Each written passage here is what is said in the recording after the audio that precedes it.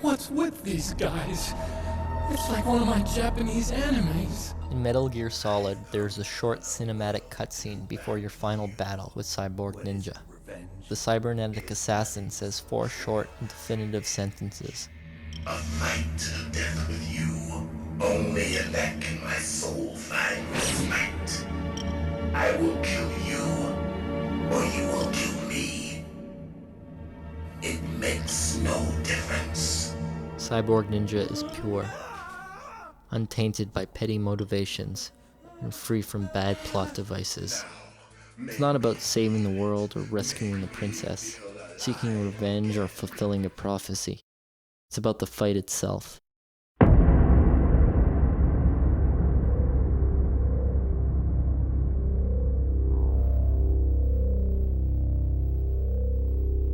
Up, down, A, B, left, right, A, B, up, A, down, right, left, B, up, left, A, right, B, left, A, left, up, A, down, A, right, left, B, start.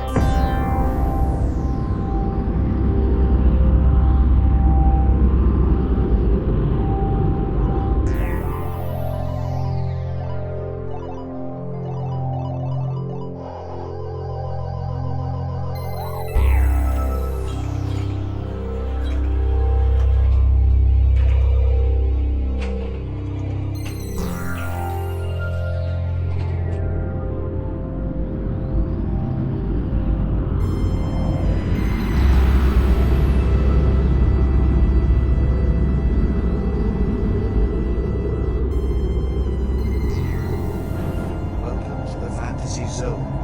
Get ready. Welcome to the Fantasy Zone. Get ready. Welcome to the Fantasy Zone. From early on, I let my journey develop a logic and magic of its own. Sometimes I feel like it has gradually grown into a strange dream. It all began one night in late December. I had been drifting across the metaverse aimlessly when I found myself in a nameless diner on the edge of the city. I sat at the counter munching on some onion rings and wondering why I was in such good spirits, when for the last month I'd been on the brink of collapse. The waitress approached me, smiling. I realized that I'd been humming out loud. I rotated my stool, and there it was. In the far corner stood an original Street Fighter II World Warrior coin-op circa 1991, blasting the triumphant main theme. It had been a decade since I'd heard that melody. My mind was bombarded with a rush of images from my glory days at the joysticks.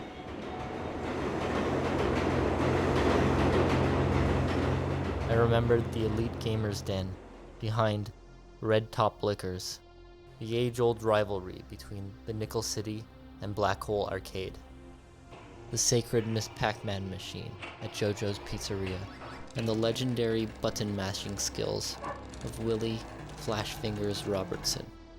The only things that could make my granddad cry were the names of men in his platoon, and speeches by Winston Churchill. Yet here I was, weeping uncontrollably at the synthetic noise being emitted from an old upright cabinet. I had once ranked 3rd overall in the nation in Super Street Fighter II Turbo.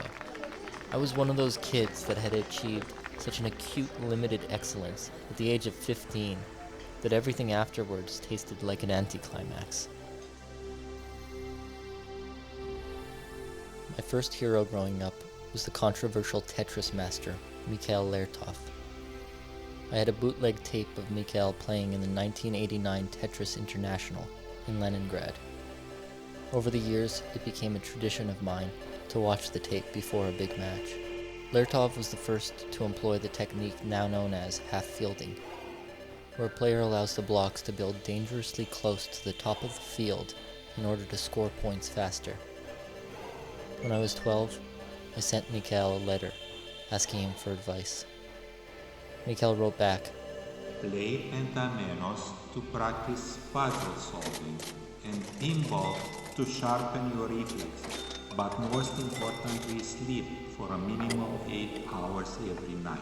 I followed Lertov's career up until his unprecedented forfeit to British-born Nawaz Aziz in mid-competition. Mikhail disappeared the next day.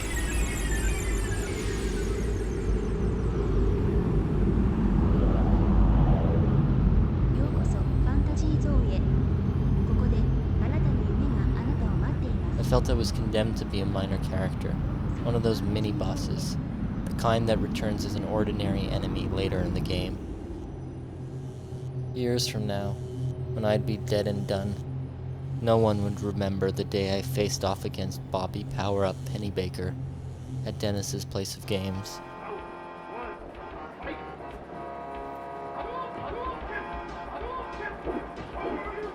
The day that had marked the end of my professional career would be lost in the memory banks of history.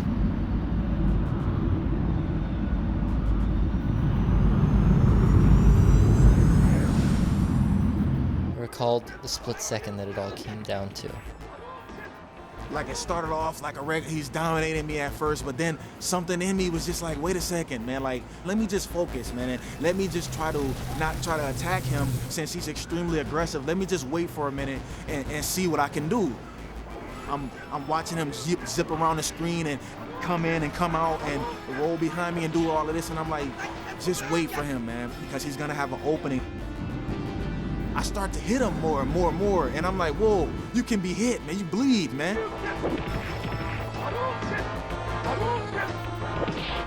It was the final round. Both me and Pennybaker had 1 pixel of life remaining. With $5 grand and the respect of the community on the line, we exchanged fireballs. And then next thing I know, he jumped in the air, which is something he never does, man. When I saw that my guy was still in the, with the uppercut motion in the air, I completely ran out the arcade, just ran out. That's one of my best accomplishments, man, in life, I guess. I'm just small, but to me, as a little kid in the mind, that was the best, man.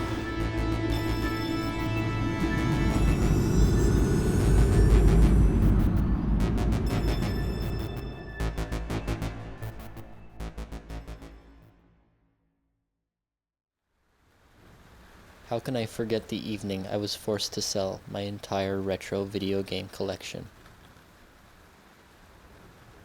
Staring at the box covers for the last time, gripped by merciless nostalgia, I wondered, who designed them? Those artists, like the anonymous bards of antiquity, shaped the myths of my childhood. The psychedelic alien monster, the hero, frozen in the heat of battle, all spoke directly to my fears and desires. The cover of Bad Dudes vs. Dragon Ninja contained a whole story in itself. How could the actual game possibly fulfill the promise of its packaging? Up, up, down, down, left, right, B, A, and start. I start to hit him more and more and more, and I'm like, whoa, you can be hit and bleed, man. You can get defeated, I see, man. You're not invincible.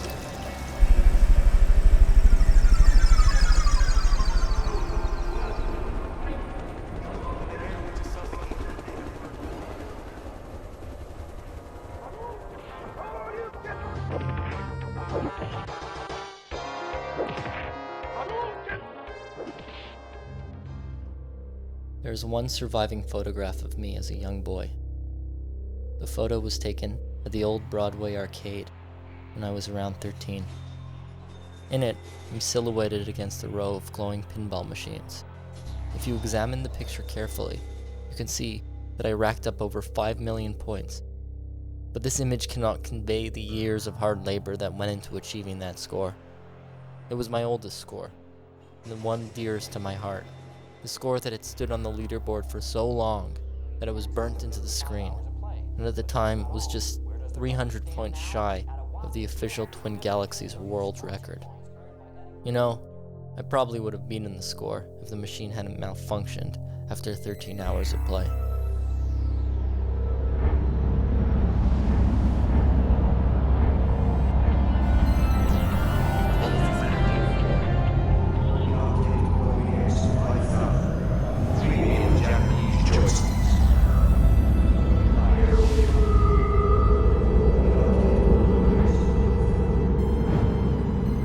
My way through the once familiar serpentine streets to an old run-down arcade at the end of Mott Street. I looked around, but none of the old regulars were there, as I gazed down along the corridor, past the token machine, past the Street Fighter cabinets, and into the eyes of a 12-year-old boy. I felt I was standing in a room of doubles, warped mirrors of my own aborted dreams.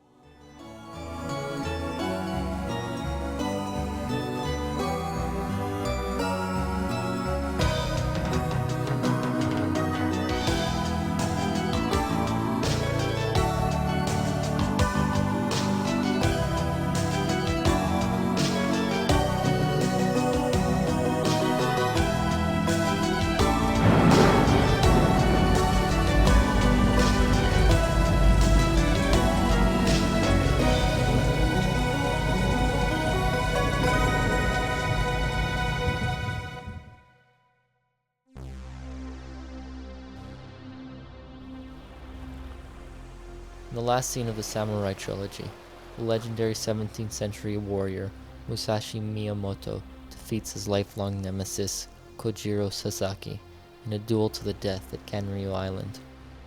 Despite vanquishing his last and greatest opponent to achieve samurai supremacy, an overwhelming sense of sadness ensues.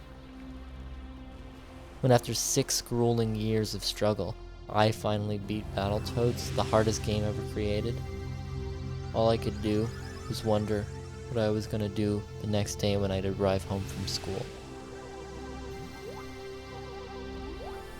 It is rarely discussed amongst gamers, but there's ultimately something tragic about the pursuit to beat a video game.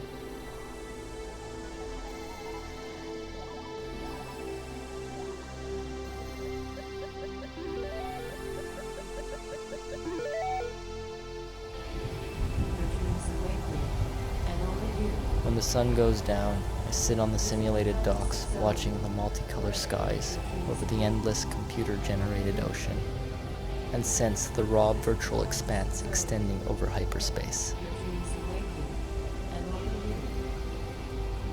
Nobody knows what's going to happen to anybody besides the bit rot of growing old.